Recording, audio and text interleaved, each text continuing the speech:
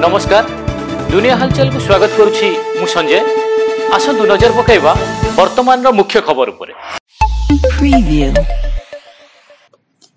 पवित्र देव स्नान पूर्णिमा 108 गरा सुबसित जल दिव्य स्नान करने पर चतुर्धामूर्ति ज्वर पड़ती। ठाकुर को सुस्थ करने लगे अणसर पिंडी गुप्त सेवा करा बेले रत्नवेदी पटिदिय पूजा पाउछंती। सेहीपरि अणसर समय विधि अनुसार ब्रह्मगिरी अलारनाथ मंदिर में भक्तों को दर्शन देउछंती महाप्रभु। खोर्धा बलांगीर जातीय राजपथ जगदीशपुर रईठाणी छक निकट बौद्ध थाना पुलिस पेट्रोलिंग बेले एक बोलर गाड़ी 120 किलो ओजन गंजेई जबत एवं पुलिस को देखि बोलर गाड़ी ड्राइवर गाड़ी छाड़ी फेरार थिया बेले पुलिस घटनार तदंत करथिबा सूचना।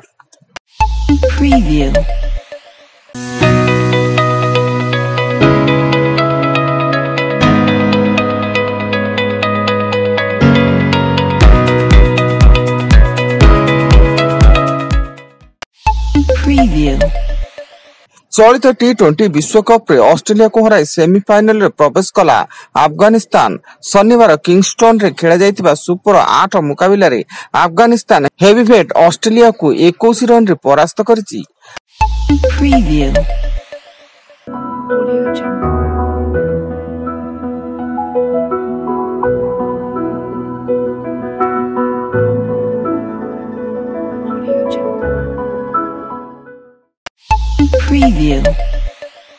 मालकानगिरी सदर महकुमा मर्मतुद सड़क दुर्घटना ट्रक चापारे जड़े महिला मृत्यु घटता बेले महिला पुओ गुरुतर अवस्था मेडिकल रे भर्ती। महिला जनक सफेई काम करने को साइकेल रे निज पुओ सह जाउथिले एवं घटनास्थल पुलिस तदंत जारी। बालेश्वर जिला 60 नंबर जातीय राजपथ रूपसा निकट एक कंटेनर पछपटू धक्का देला 108 आंबुलांस। एथिरे आंबुलांस टी जळि जिबा फଳରେ रोगी समेत 4 जण गुरुतर होई बालेश्वर जिला मुख्य चिकित्सालय रे भर्ती। उक्त आंबुलांस टी बस्ता डाक्तरखाना रो रोगी नै बालेश्वर अभिमुखे जाउतिला।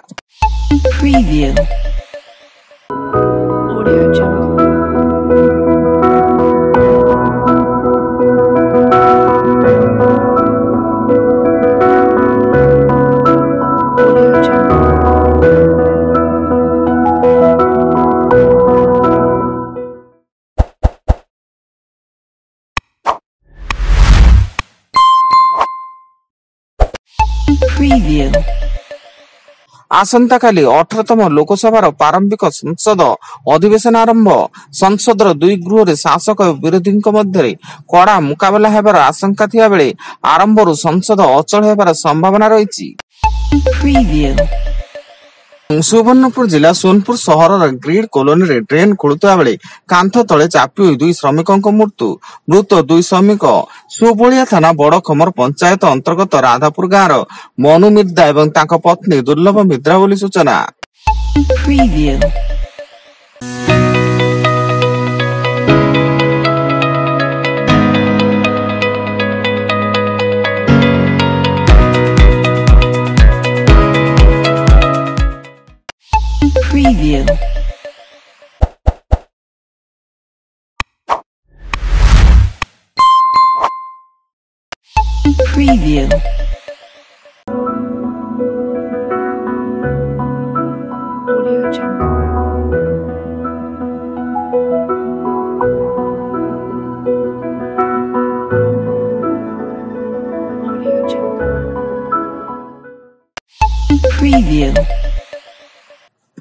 आज मुख्यमंत्री मोहन चरण माझी स्वतंत्र हेलिकॉप्टर जोगे भुवनेश्वर जाई निज जन्ममाटी घटगाँ रे पहुंचीचंती।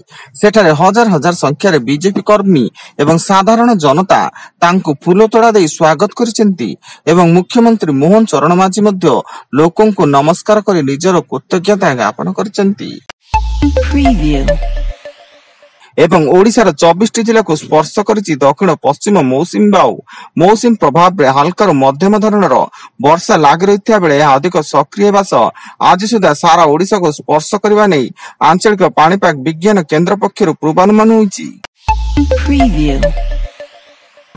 वर्तमान पाई एतिकी अधिक न्यूज अपडेट्स पाई विजिट करंतु आम वेबसाइट www.duniyahalchal.com। www.cctv.in।